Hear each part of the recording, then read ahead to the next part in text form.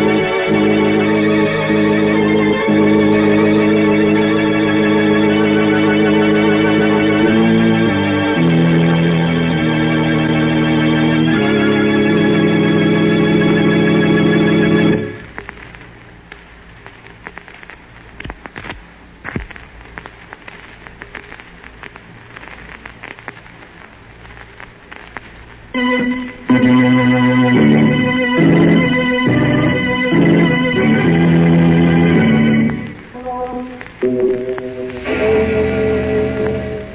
Remember to be with us again when death hovers like a dark cloud and the clocks strike 12 for Murder at Midnight.